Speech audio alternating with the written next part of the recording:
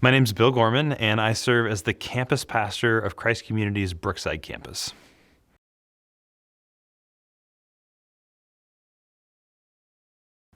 Yeah, I think when I think about what churches can do is more working together on projects and thinking, okay, what are the strengths in our community that we can help build on? What are the weaknesses, opportunities, and how can local churches partner together on those things? And I think a lot of times there's silos that happen, and Colonial's doing something great, Christ Community's doing something great, but we don't often even know what the other one's doing. So I think more collaboration, more opportunity to serve together is what I hope for in that.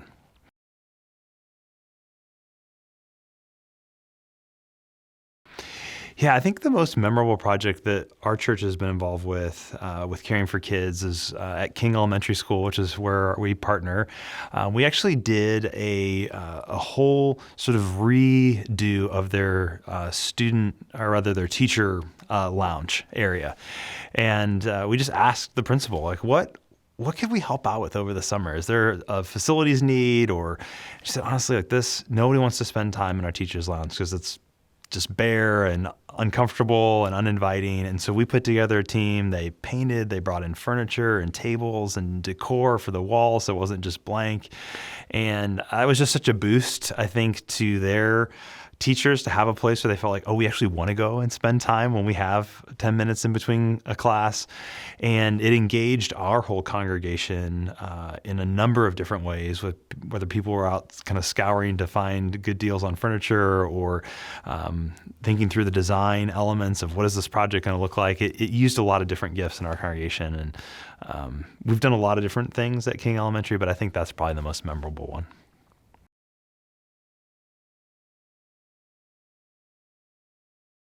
I think the benefit of collaborating with others is there's a number of them. One, I mean, you get more with collective impact when you're partnering together. But the thing that I've seen that I think is so unique with how Caring for Kids does this work is you're bringing together not just other churches, but you're bringing together these community organizations. You're bringing together businesses, and the relational ties that happen as a result of that, I think really strengthened the fabric of our whole city.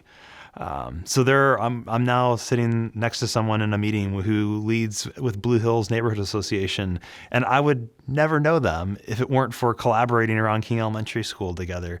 But that provides, just a deeper and a stronger relational fabric across our whole city. And so I think that collaboration piece, and again, the Caring for Kids facilitates so beautifully, enables not just greater collective impact, because we're all bringing different things to that table, but when you think about strengthening a city's relational fabric, I think that's an incredible, maybe unintended consequence or byproduct of doing this collaborative work together.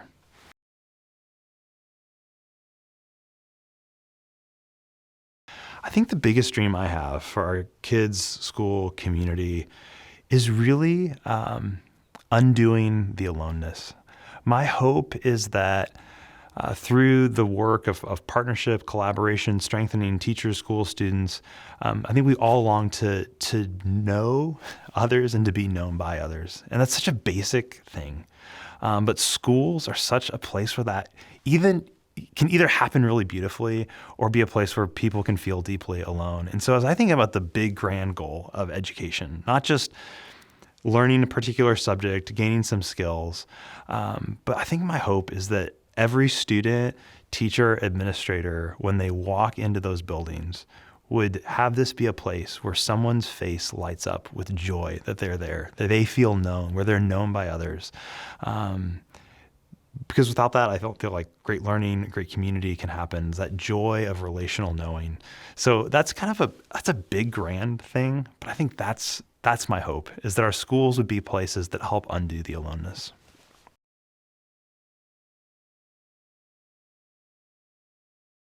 Yeah. I think that serving in a school partnership has enhanced the culture of our congregation and even me personally as a leader in several ways. One, it has helped us be more externally focused as a church.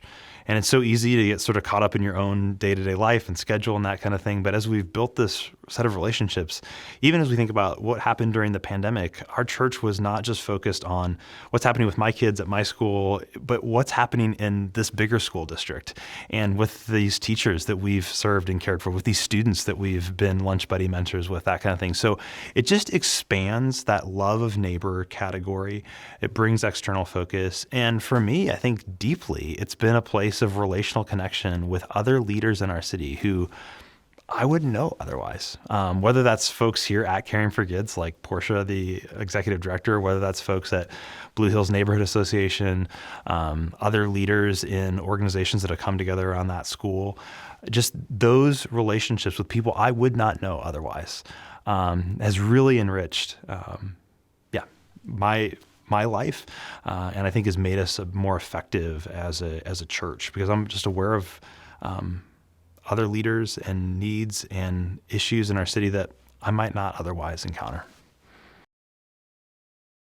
My name's Bill Gorman, and with Caring for Kids Network, our children have hope.